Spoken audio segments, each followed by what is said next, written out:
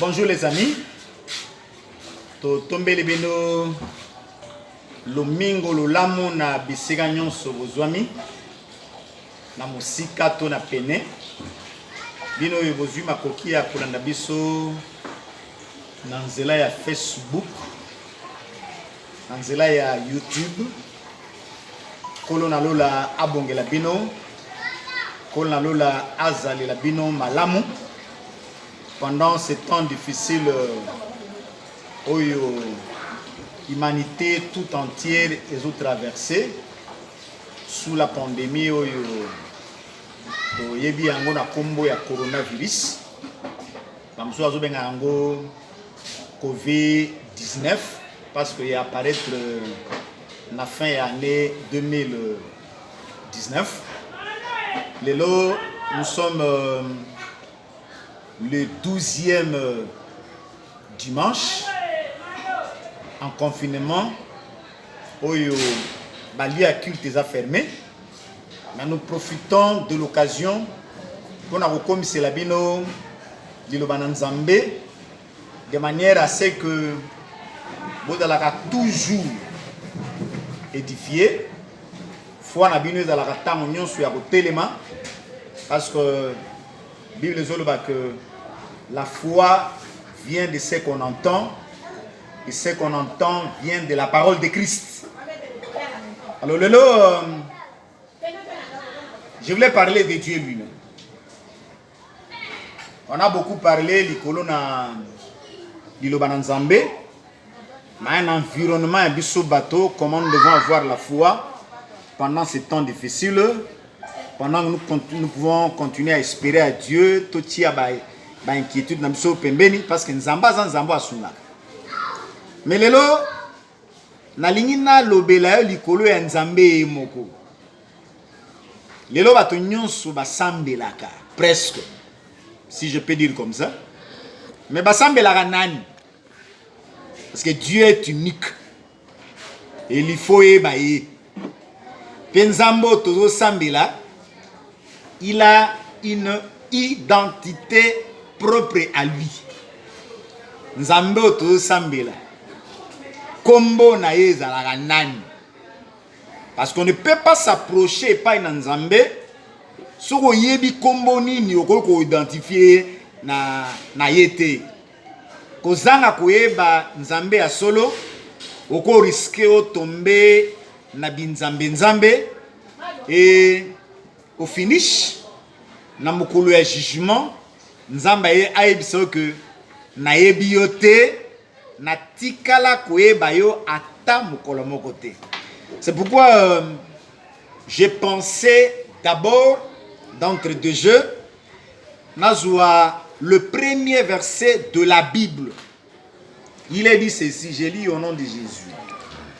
Au commencement, Dieu créa les cieux et la terre. Bi na ebandeli Nzambe akela makolo na mabele. Ana zoka terme mowana, na ina zo mowana Dieu. Nzambe bi na ebandeli Nzambe azana batote oyo basalisa yende lola au pluriel. Ba lola oyo tozo mona tozo yoka na mokili mabele Nzambe nde akela yango asangana na motote atuna concours ya motote po akela parce que tout ce qui est créé est Nzambe. Ana ko telo ko na Dieu Nzambe elingi kolobela biso nini Nzambe aza nani. Donc soki tozonga na mokanda ya hébreu o tozoloba Nzambe. Quand je parle de Dieu, Nzambe, na hébreu, bazo parler na biso na El, ou encore Elohim. Wana, tant que kota na bosindo hébreu, ndenge toko comprendre, Nzambe za forme. Tant que le bien Nzambe dans la lingala, tant que vous parlez de Dieu, tu continues à former en français, Tam sous na langue so ebi, bako benga ndenge mususu. Mais na forme hébreu toujours kuta El to Elohim. Mais maintenant tant toujours kende parce qu'en Israël dans la loi, il était dit que tu ne prendras pas le nom de Dieu en vain. Donc Nzambe ba benga kaye pamba pamba te. Nzamba za moninga na yo te. Nzambe ba sakana na ete. Il est trop élevé. Ali kolo makasi bokonzi na eleki. C'est pourquoi kombo ya Nzambe okoko tanga yango pamba pamba te. Donc les loba tebele ils peuvent prendre le nom de Dieu n'importe quand, n'importe comment. Donc Nzambe, par exemple ceux qui te côté na la version ébélée à Bible. Par exemple, j'ai devant moi ici la version Louis II, des fois aussi version Darby. Donc, comme on a Zambé, par exemple, en français, l'éternel.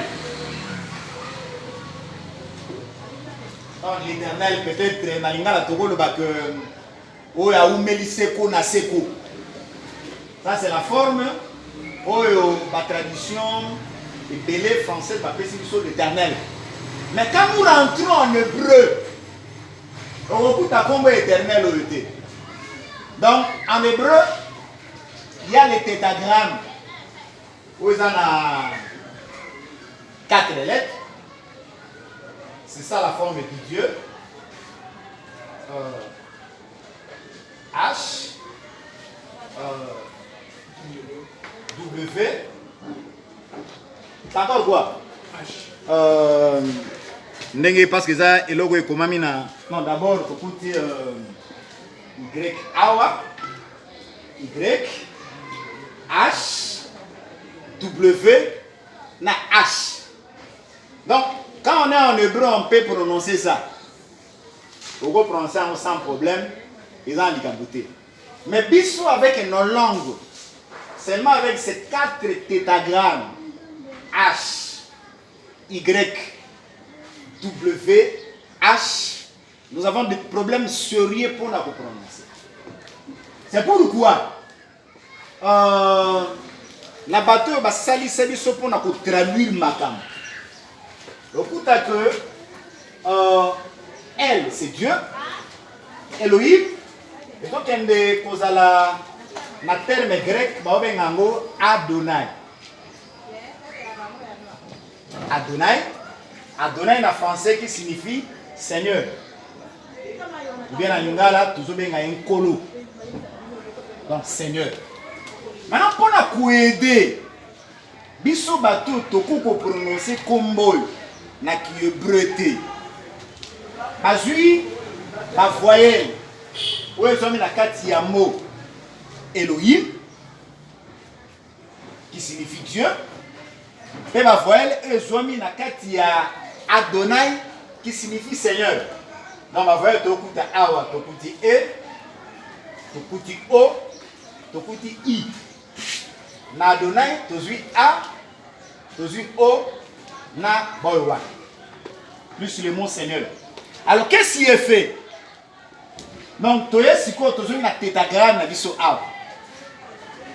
Vas-y, A. Oui, ils ont mis la carte mot Adonai. Matiango A. Bazui et oui, ils ont mis la carte Elohim. Ils ont mis Awa. Maintenant, nous avons l'appellation Yahvé. C'est pourquoi dans d'autres formes, au bout de la première mot, la forme O. Yahvé. Alors, les autres sont allés encore plus loin. La forme O. Y. H, W, A, Y, Oyo, va changer en gros la lettre J. On prend E, où est la carte Elohim, va changer A. ici H. W. W. Ici d'abord après O. O, Elohim. Et côté A. Après W, va changer en haut en V. Et puis, O. O, ils ont mis na A. O, ils ont mis na kati ya mot Adonai. Et côté Awa. Et puis, on fait descendre les A ici. Nous avons la forme Jéhovah. C'est pas lorsque vous verrez que Yahvé est plus proche na tétragramme au Euti na hébreu par rapport à Jéhovah, parce que nous trouvons la lettre J transformée, W également transformée. Voilà, c'est ce loco.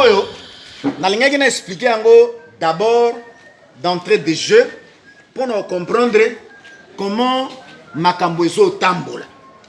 Je prends quelques versets de la Bible. Nous avons d'abord Mokana Nzambe na Exode au chapitre 3. D'abord nous prenons le chapitre 3 et puis Tokumata, Tokutan à peine à Exode chapitre 6. Alors chapitre 3, nous prenons le verset 13 jusqu'au verset 15. La Bible dit ceci. Moïse dit à Dieu. Moïse a coutani na Nzambe na Horeb na vision ya buisson ardent. Moïse dit: j'irai donc vers les enfants d'Israël. Je leur dirai: le Dieu de vos pères m'envoie vers vous. Mais s'ils me demandent quel est son nom, quel est répondrai-je? Dieu dit à Moïse: je suis celui qui suis. Voyez comment Nzamba zopé ça na Moïse. Moïse a dit bon, parce que Nzamba zotinda Moïse est pas pour délivrer le peuple d'Israël l'esclavagisme dans la Pharaon. Ici, en passant, je vous dis que le seul qui a le pouvoir de délivrer, c'est Dieu. Mais à la fin, je vais vous donner le nom. Donc, à part Nzambe, donc, moto a délivrer yo na emprise ya Satan. Moto a délivrer na maboko ya ennemi Satan. Moto a délivrer yo na oppression quelconque, ils ont mototé. L'homme peut te donner l'argent, l'homme peut te proposer quelques solutions éphémères, mais la délivrance complète, même la délivrance pour que Olongwa na mokili oyo, Olongwa na chaîne na mokili oyo, ozwa salut. Donc c'est lui qui a le pouvoir de le donner, c'est Dieu. Mais il y a un nom que je vais vous donner, clarté, par quel nom nous devons nous servir pour obtenir la vraie délivrance. Alors, Moïse a tourné le bi, Nzambe, nako kende pa na bana Israël ne motinga. Mais soki ba tuninga, Nzambe wana tindi yo, kombo na ye, nani? Nako répondre ba nini? Dieu dit à Moïse: je suis celui qui suis. Vous voyez comment Nzamba zopé ça na Israël, le bi, je suis celui qui suis. Je suis celui qui suis. Voilà comment d'abord Nzamba pesi na Moïse. Et il ajouta: c'est ainsi que tu répondras aux enfants d'Israël. Celui qui s'appelle Je suis m'a envoyé vers vous. Mais celui qui s'appelle Je suis, cette fois-ci à s'arrêter kaka. Celui qui s'appelle Je suis. Ah, tu vas d'abord comment elle dit ça. Et si je suis celui qui suis. Celui qui s'appelle Je suis. Il dit comment Nzambe. Et là, nalinga tokolo ba Nazali. Donc ba tu comment on a dit comment nanga Nazali. Oh, c'est total. Tant que je suis. Donc c'est un présent continuel. Je suis et je dois appartenir à tout le temps. Dans cette petite phrase, ce petit nom, Onzamami petit, je suis, ils ont soit le passé, ils ont soit le présent, ils ont soit le futur. Parce que je vais vous donner un petit exemple. Si quelqu'un arrivait ici, à Tunimote Olosani, je vais dire, je prêche. Je prêche. Ça veut dire quoi? Je n'ai pas commencé à prêcher pendant qu'on me pose la question. Nasi na bandé côté avant. Na moment va otunanga, na continuer côté. Puis après réponse nanga, nazo continuer. C'est-à-dire il y a tout le temps. Le passé, le présent et l'avenir. C'est pourquoi, même Jésus-Christ, c'est quand il est présenté dans l'épître aux Hébreux, la Bible c'est sûr que Jésus-Christ vit éternellement. Éternellement. Donc, il dit, celui qui est, qui était et qui vient. C'est-à-dire, Dieu appartient à tout le temps. Donc, tout ce Nzambe, comme une éternité passée, donc il nous recoute à une éternité future. Là où il est dit que il n'a ni commencement de jour, ni fin de vie. C'est qu'il est éternel. C'est pourquoi les gens qui ont traduit le mot Yahvé ont préféré traduire ça en français éternel. Tu vois, dans tous les lieux où la version originale en hébreu et comme on a comme éternel, le traducteur a dit combo éternel parce que c'est quelqu'un qui vit éternellement. Donc, Yozana Souka, Yo Banda parce que date de naissance na yo bien. Peut-être Mukola Lelo pour Yebi que nous sommes les 7, mais jour à Koufano Yebite. Alors, nous avons un Dieu qui est éternel, qui n'a pas de commencement, qui n'a pas de fin de jour. Alors, nous allons continuer à le dire. Dieu dit encore à Moïse, je suis au verset 15. Tu parleras ainsi aux enfants d'Israël. L'Éternel, le Dieu de vos pères, le Dieu d'Abraham, le Dieu d'Isaac et le Dieu de Jacob m'envoie vers vous. C'est là mon nom pour l'éternité. Voilà mon nom de génération en génération. Allez, nous avons appelé ça d'abord une identité. Ah, il faut que nous avons à Batognon sauté. Nous avons à Congolais. Nous avons à Africain. Il y a Américain, il y a Européen. Dieu d'abord, il se présente comme le Dieu d'Abraham, le Dieu d'Isaac, le Dieu de Jacob. Donc, Ponzamba comme Yayo, il a un principe. Allez, Ponzamba comme Yayo, il faut passer par celui qui l'a envoyé Jésus-Christ. Non, si on l'équipe dans Jésus-Christ, non, je suis Makoki, il y a quoi appartenir à la famille Nzambe, Nzamba comme Nzambe Yayo. Mais si on dit maintenant Yesu te, Nzamba na yo te. Donc, bateau bakolo balok Nzamba comme Nzamba na bango, ils ont boba pesa bomo na bango et pas Yesu Christ. C'est pourquoi quand tu me suis et que jusque-là tu n'as pas encore donné ta vie en Jésus-Christ, c'est un appel que je te lance. Donc, pesa bomo n'est pas Yesu Christ, yaka et pas Yesu Christ bomo et pas. Alors, Nzamba solo balobi, tala bueno ko yebisa bana Israël. Balobi Yahweh. Hein, il dit Yahweh. Ah, en français, il dit éternel, mais sur la version originale, au coup d'étagramme haut. Alors, il dit Yahweh. Nzambe na Abraham. C'est lui, ce sont dans les pères, dans la Bible, les pères, ma père de Bangowana. Abraham, Isaac et Jacob, on a changé comme on a, comme on a comme si en Israël. Alors, il dit, Tala, on a combo nangai. Mon nom, l'Éternel, de génération en génération, d'éternité en éternité. Donc, Kombo Nzambe Yango. Yao. Maintenant, dans le poussé, nous avons seulement version pour compléter Boye Binayo. Le bi, Nzambe doit continuer toujours au solo là.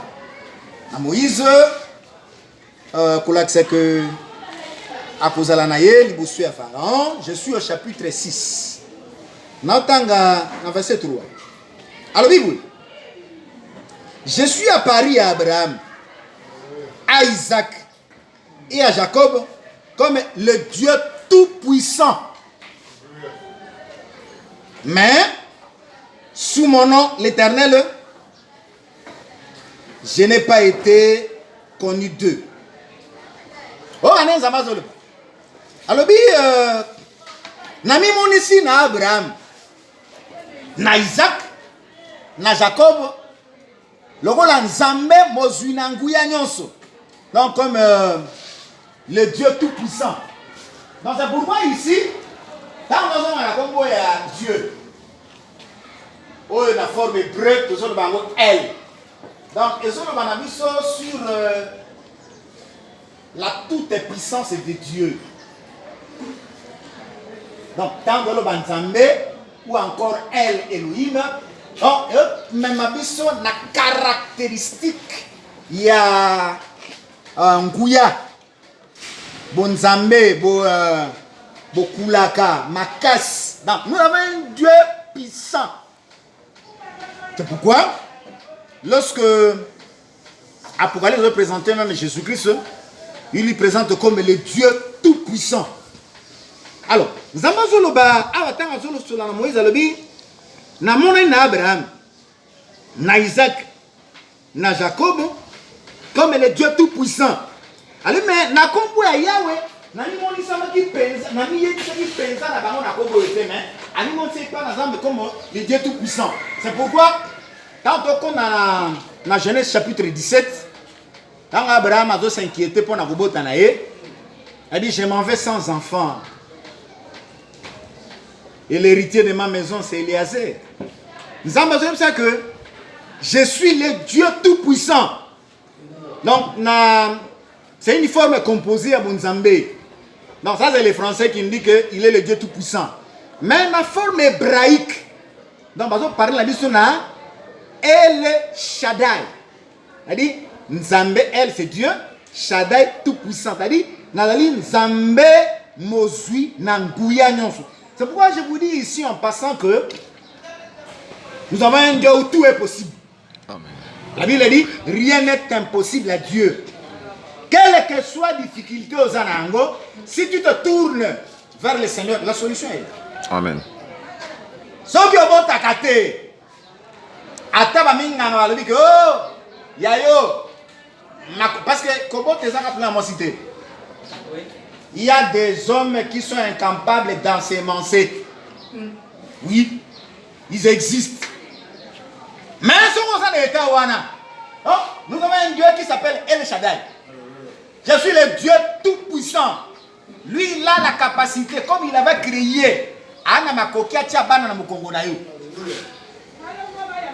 Si tu es pauvre, Christ dit, c'est Paul qui est en train de le paraphraser, elle dit, des riches qu'il était, il s'est fait pauvre pour que nous devenions des riches. Donc, c'est une pauvreté, banamite, kolo, yondo, misala, azara mobolate, mais à misala mobola, pour te bozuyer l'andabiso. Donc, la richesse, je dois la réclamer par la foi au nom de Jésus, peine à bozuyer. Maintenant, je rentre na Congo yo, on a tenu Koloan. Je suis Nazali. Dalanzambe anime en Nazali o ezali ngai. Wana Congo Nzambe. Nazali o ezali ngai. Tala Congo ya moto. Je suis. Non. Biso boloba je suis, c'est pour un temps. Dans une lobby, paie-moi bien bana yo, tu ne diras pas que je suis. Donc baba tikali ba conjuguer existence nayo n'a passé. Il était, c'était un bon monsieur, il était gentil, il parlait avec tout le monde, il était ouvert. Donc, bah, conjugué, n'a passé. Mais Nzambé, c'est celui qui se conjugue au présent. Il est présent. Je suis vivant. Les vivants. Mais, curieusement, quand le Seigneur Jésus vient, il s'entretient avec les Juifs. Asolana ba Yuda, débat na bango. Le roi de Robert Tembe pa na ye. Aïe ça va le romoko. Je prends un verset de la Bible. Cette fois-ci, je prends l'évangile. L'évangile écrit par notre frère Jean. Dans le chapitre 8. Je vais lire quelques versets. Mais d'abord, je prends le verset 24. Il est dit ceci. C'est pourquoi je vous dis que vous mourrez dans vos péchés si vous ne croyez pas ce que je suis. Omani, tango, yeso solo na bayuda. Babeta tembelikolo na ye. Parce que na sabino que les incrédules n'hériteront point le royaume de Dieu. Soko beta katembe okokota na bokonza nzambe te. Ata ozo lala na maison moko luxueuse. Ozo rouler na grosse voiture. Ozo faire na new class. Donc au liaka kitoko. Mais on a la durée moko éphémère. Mikolo moke. Dans le temps que tu vas passer à l'éternité. Si vous allez en embêter et vous allez béler dans la souffrance. Mais Baba Ndimie sous Christ, donc il peut être aujourd'hui dans la réjouissance, comme il peut être aujourd'hui dans la précarité, disette, qu'il y a problème. Mais il sait au moins que Jésus a dit au renouvellement de toutes choses. C'est pourquoi le seul conseil que je te donne, c'est de croire en Jésus. Pour ceux qui ont dit sur Christ, mais c'est la vie éternelle qui t'attend. Alors, c'est pourquoi vous mourrez dans vos péchés si vous ne croyez pas ce que je suis. Non, allez pour s'affirmer dans Congo à Zambie. Alors, bokokufa na masumu na bino. Soki bon limite je suis. C'est-à-dire, comment Zambie appelle ça epai na Moïse. Nzamba zomi Yesu tangaye ami bengi le même nom. Bon, avant de terminer sur cette histoire, je suis toujours dans Jean chapitre 8. Cette fois-ci dans Matthieu, na bandi kotanga na verset 56. Il est dit ceci. Jésus leur dit, en vérité, je te l'ai dit, avant qu'Abraham a fût, je suis. Voilà, on a 58 directement, mais on a 56 d'abord. Abraham, votre père, a tressailli de joie de ce qu'il verrait mon jour. Il a vu et il s'est réjoui. Les Juifs lui disent, tu n'as pas encore 50 ans et tu as vu Abraham. Parce que Yesu dans le langage de la Bible dit même que personne n'a parlé comme cet homme. Ayeba Makambo, et il se nomme même la parole. La Bible dit au commencement était la parole était avec Dieu, la parole était Dieu. C'est-à-dire, quand tu écoutes la parole, Ozoyo Kanzambe Yemoko. Et sur Ozoyo la parole, c'est que tu écoutes Jésus. Donc, Jésus c'est la parole, Jésus c'est Dieu. Et je vous dis déjà en passant que Zambob Sorote Aelelo, c'est Jésus. Alors, oui. Abraham, Tata Nabino, Alukara Mona Mokolonanga. Amona Ango Pe ACP là. Vous comprenez? Ali Abraham Amona Moko. Ah ouais, ça c'est donc la sens spirituelle était. Les trois personnes qui avaient visité Abraham, je vous dis ici en passant que l'homme du milieu c'était Jésus. Et c'était le jour où Abraham s'était réjoui parce qu'il promesse que je reviendrai l'an prochain, en cette même époque, Sarah, ta femme, aura un fils. Donc, il y a qui attend Abraham pour avoir moi. Il y a que Abraham a l'ouka comme on a kolonanga à mon ango PACP là. Il dit, yo a 50 ans, yo a Abraham.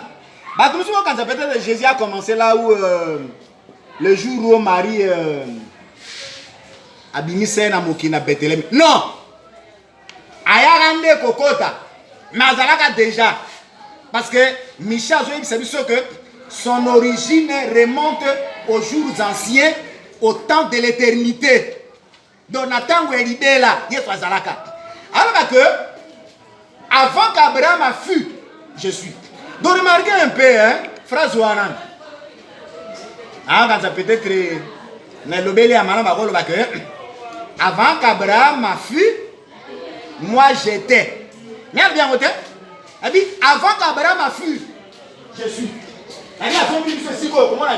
Donc, il était dans le passé, il est dans le présent, il est dans l'avenir. Donc, c'est pour dire que Nzambo, tu es bakaye une ancienne alliance. Oya kela Adam. Oya benga Abraham. Oya kutana na Moïse na Horeb. Nzambo atambola na bango na colonne. Donc, ce Dieu-là, Yewana Yesu n'a s'affirmer que avant qu'Abraham a vu, je suis.